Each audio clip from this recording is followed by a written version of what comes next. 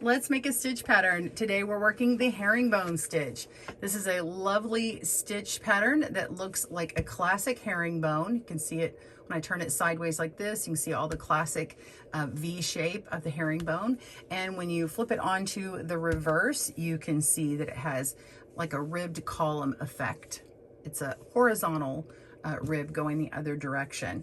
This is a great fabric that is nice and dense and thick for when you need a stronger fabric created or something thicker, say a blanket. You can make it into squares and stitch them together. You could put a stitch pattern on the ends because it does curl a little bit, but you could also put it on a garment as well that you need something thicker on. So let's make this today here on GoodKnit Kisses. Welcome to GoodKnit Kisses. We're all about helping you stitch your love and love your stitches. To get the written pattern as well as information on the loom and the yarn used, please click on the video description and the link below to get that. We have a blog and a pattern for a full square on this for cast-ons, including for a 12 by 12 size and a 7 by 9 size that you can use for Warm Up America blankets. And if you need a right or a left-handed tutorial, please click down in that video description below as we have those available for you. I just flip the video and mirror it to get that left-handed version.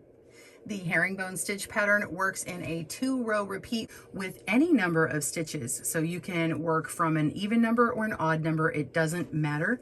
I have casted on 38 stitches on this one. I've got about 6.5 inches wide. If you want to make the 7 by 9 for Warm Up America, you're going to want to cast on 41 stitches for the small gauge loom 3/8 with a medium worsted weight yarn, or 70 stitches for a 12 by 12 square. You can make any size you want from this. This is just what I'm recommending today. You're going to want to loosely cast on in towards the direction that you want to start your first row. So I cast it on over here and worked all the way over to this side, and my row 1 begins on this side. So make sure and cast on a little loose. I have used the chain cast on here. The true cable cast on works really well, and also the long tail cast on. But again, make sure that you're working a little loosely, especially if you're working with the long tail or the true cable cast on, just because you're going to be moving those stitches around even on that first row.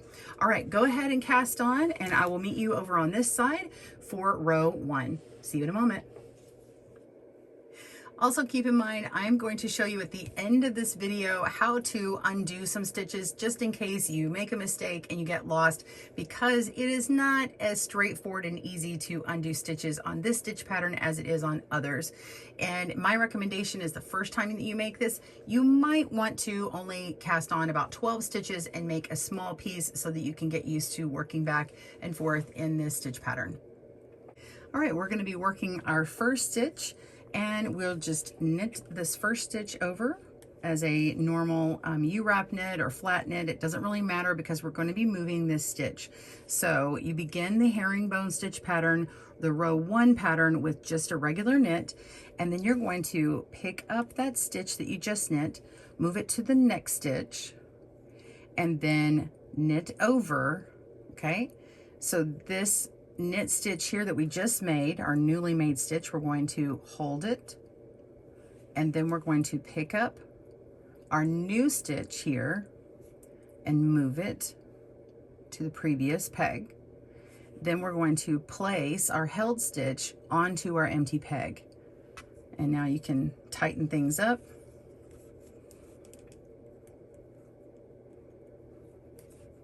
And now we want to repeat. We're going to knit this stitch that we just made, and you can tell because it's nice and loose, and you can see that it kind of wraps itself around in this direction. It looks very different. We're going to knit that stitch, and then we're going to move it. So we're going to pick up our newly knit stitch, move it to the next stitch, knit over, and that stitch you knit over, go ahead and hold it, and then pick up the new stitch and place it on the previous, and then place your held stitch back down. Okay, and go ahead and tighten that up, and now we repeat. So we're going to knit our stitch Every stitch is getting knit twice here. So we're knitting this first stitch, we're moving it to the next stitch, tighten that up. Okay, knit over and hold that knit over stitch, move your new stitch to the previous peg, and then place that stitch down that was held, okay? And then you're gonna knit. Now, you're gonna continue in that pattern all the way until the very last stitch, and we'll work that last one together. But I'll tell you in advance, you're just going to knit this stitch, okay? So I will show you again how to do the last 2 stitches, but all you're doing is knitting that last stitch one last time, which is just like this one. So that last stitch will be placed just like this and then get knit. Okay, the other way that you can do this, you may have seen me do this before. We had another video years ago, and instead of holding the stitches, this is what I did. And it does the same thing. So it's whatever you're comfortable with, or if you accidentally drop it, this is what you're gonna need to do. So go ahead and knit that stitch, move it to the next stitch, go ahead and knit over, okay? And you just let it drop. And now pick up this new stitch and place it on the previous peg, okay? Now you have this empty peg, you have to look into the back or onto the back of your work and pick up this stitch here. Now you're going to see 2 stitches. You've got this one here, and then you have one behind it that sort of comes from this, the previous peg before that. So you just want this very first one and pick it up and place it. So that's all that's doing. Now, my method of holding it keeps you from having to go and pick it up, which the danger in picking it up is you could pull your fibers from the yarn and split your, you split your stitches, or maybe it's too dark and it's hard to find that. It also just takes a little bit of extra work and time.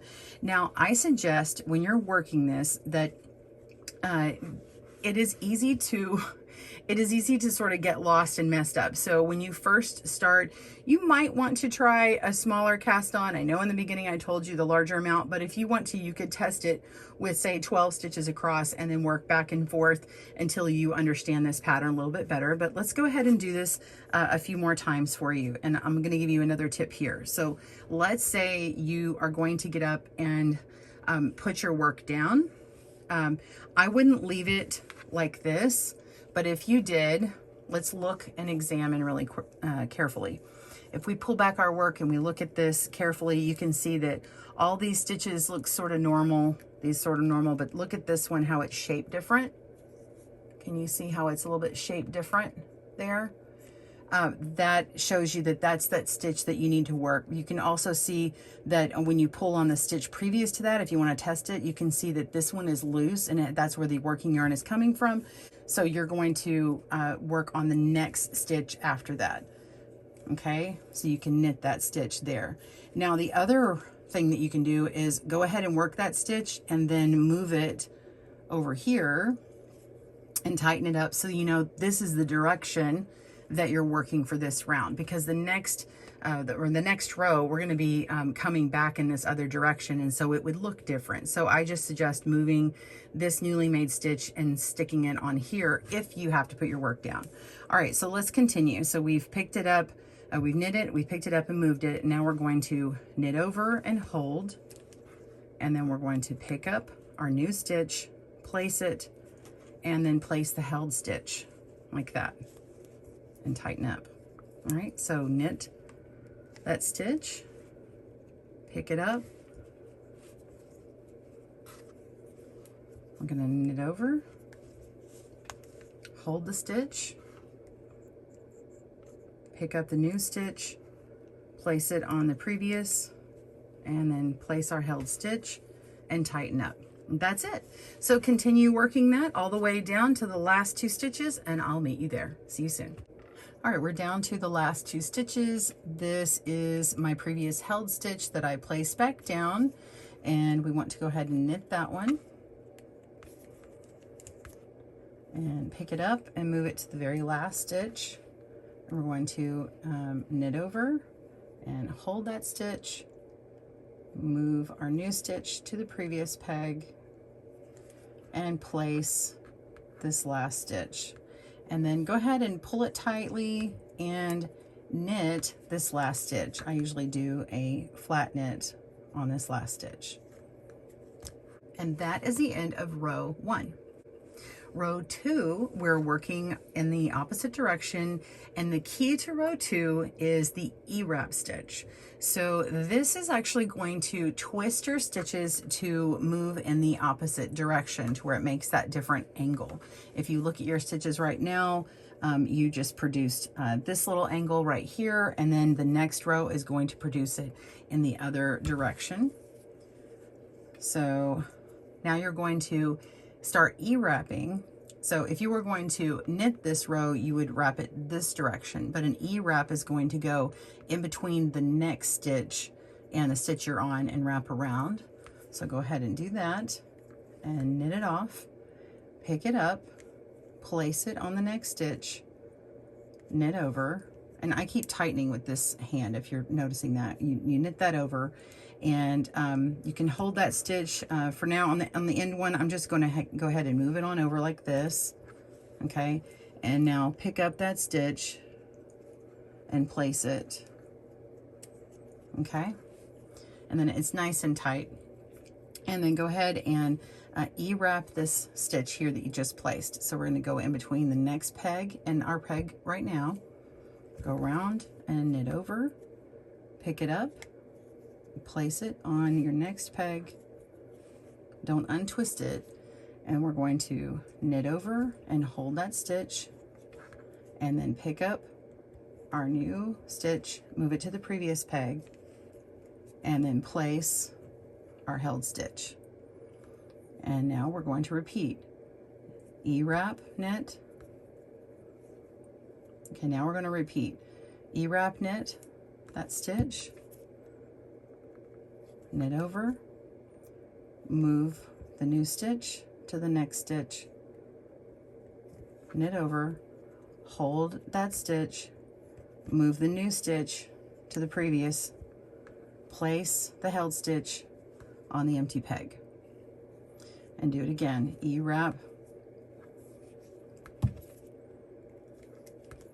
move the new stitch over to the next, knit over and hold it, move the new stitch to the previous, and place your held stitch.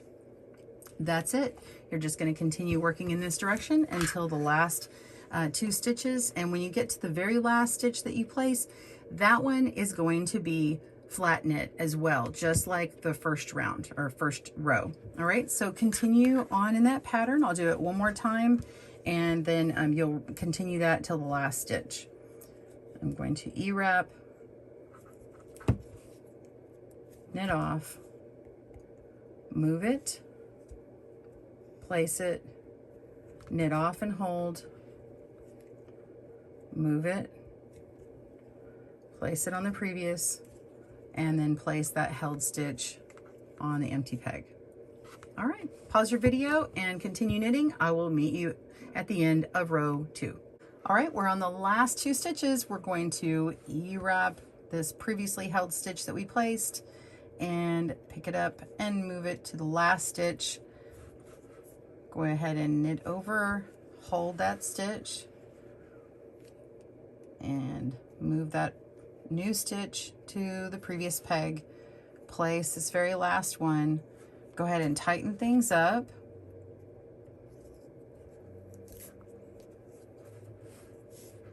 okay, and you're going to knit the last stitch as normal, no E-wrap, just flat knit right across for that stitch. And that's it.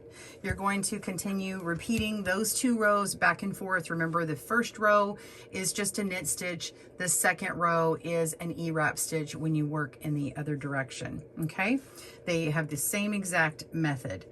And after you've done that, you're going to want to bind off. You can bind off on any row. I recommend a basic bind off starting with a slip stitch instead of knitting the first stitch. So a basic bind off, generally you knit the first and second stitch and bind off and then keep going. But in this one, just ignore this first one to knit because you actually don't need to have that extra amount of yarn in there. It makes for a nicer finished edge. Now, this stitch does make kind of a loose bind off, and so you want to make sure and tighten it as you go, otherwise it will be too loose for you. So my first suggestion before you bind off is go to the opposite side and start tightening your row. So when I tighten, I pull on here and I put my finger on behind the stitch to keep that tautness, and then I'll pull on the next stitch and pull out that slack. So we want to make sure and pull out any slack from this row before we begin, and this will help your bind off tremendously, and you can just bind off as normal and not be so nervous about it. So I'm just going to pull out this extra slack and then begin. I'll show you what I mean about that slip stitch first. You can see how much extra slack there is in these stitches. I'm not pulling incredibly tight, I'm just pulling until it meets the resistance.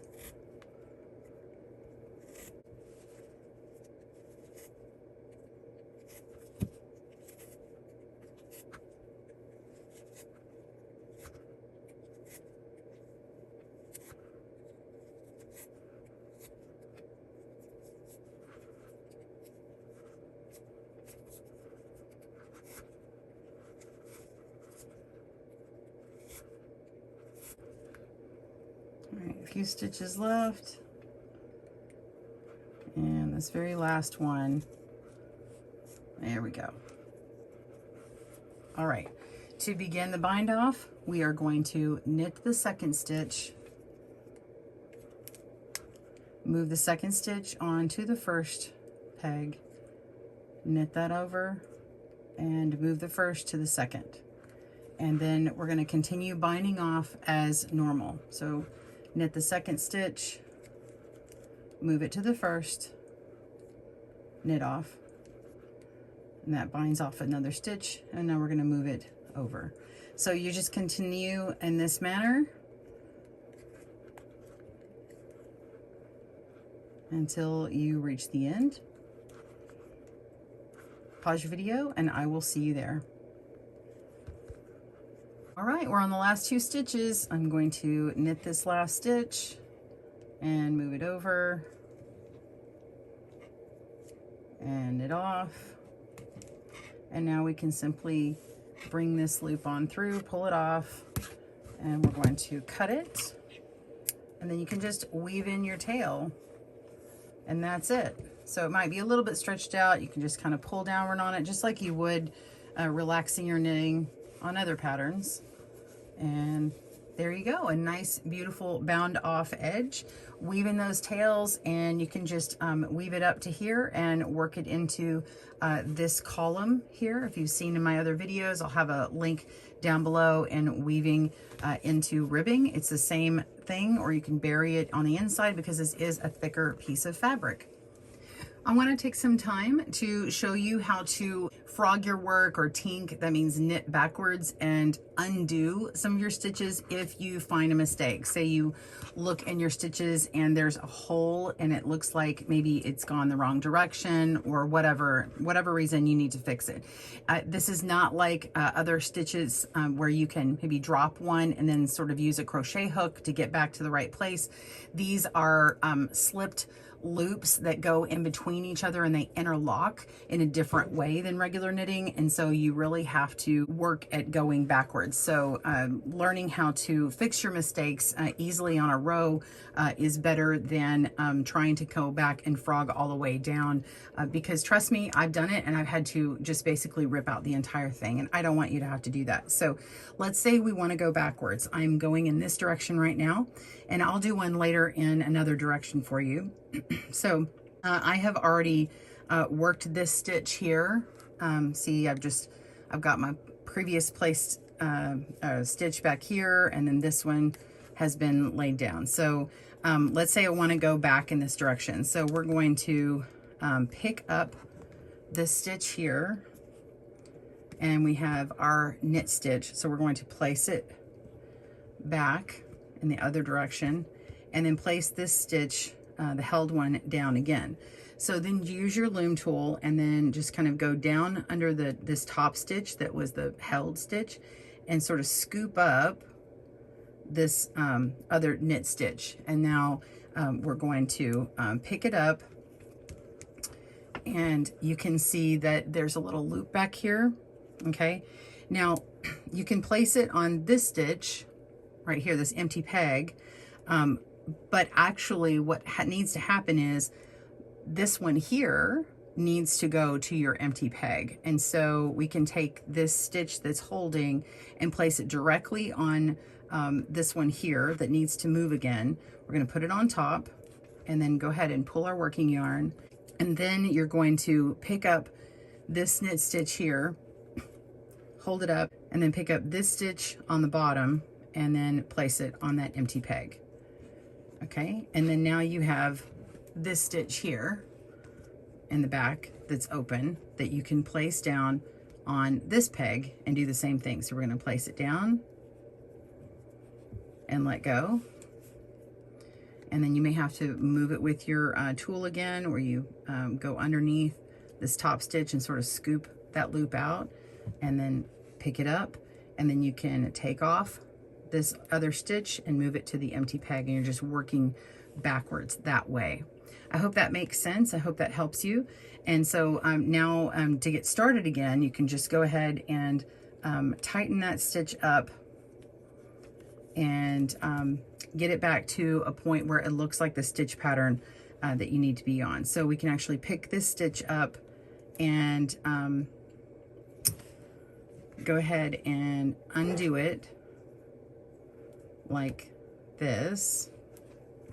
And you can see we're back to the beginning of our stitch pattern, where this is the odd shaped stitch, which shows you, oh, I need to knit this stitch and then move over to this next one. Okay, so just go ahead and knit it and then pick it up and move it over here, and then continue on in your stitch pattern, holding the stitch, moving to the previous peg, and then placing that held stitch. All right, I'll show you how to do it in the other direction now. All right, so let's learn how to undo a row 2. I've come down here and you can see that my last stitch that I had placed back on here was this one. This is the one that has the working yarn. It might be a little tighter with my working yarn here, but you can tell when you pull that stitch like this in the back, this working yarn. Okay, so this being the previously held stitch, let's go ahead and place it back a stitch and then use that little scoop up sort of technique with our tool and pick up this stitch here. Okay, so now we want to take this stitch and move it back to our empty peg, and then you can hold up your working tail and your loop at the same time, and you can see that little stitch that's behind, and it's not as clear as last time because this is twisted back here. So it may take you a minute, and you can kind of separate the loop like this, and you see how it kind of exposes a little bit more of where that hole is, and sort of help you thread the needle a little bit. So you can take that and place it onto this loop here with this, or onto this peg that has a loop here like this, and then pull out the working yarn. Okay, and now separate these two loops and find, I usually kind of play with the working yarn and kind of find whichever loop that belongs to. Okay, just pull with a working tail or with a working yarn. And so I see this loop is here, so I'm going to pick it up. It's attached to the working yarn, and we want to pick up the one that's not attached to the working yarn and place it onto the empty peg. So that's how you undo it. It's just going in the opposite direction as the other, but because of the twisted nature of the stitches, it might be a little bit harder to see. So continue working in this stitch pattern here. Let's go ahead and place this down. All right, let go of that stitch and make sure you're E-wrapping on this row, knitting over, moving forward to the next stitch, knitting off and holding that stitch, pick up the new stitch, place it on the empty peg and put your held stitch onto the new empty peg. That's it. All right, continue working on your stitch pattern. I hope you have enjoyed learning how to make the herringbone stitch today here at GoodKnit Kisses. I'd love to see what you make yours with. I have plans to use this in several patterns coming up, so be on the lookout for those. And if you enjoy this video, boop, hit that like icon and give me a comment down below and let me know where I can find your goodies knit. If you're on Instagram, I'm at GoodKnit Kisses, and tag me on there, and I would love to see your work. Have a great day and happy loom knitting. Bye everyone. Thanks for joining us today, where we help you stitch your love and love your stitches. See you again soon.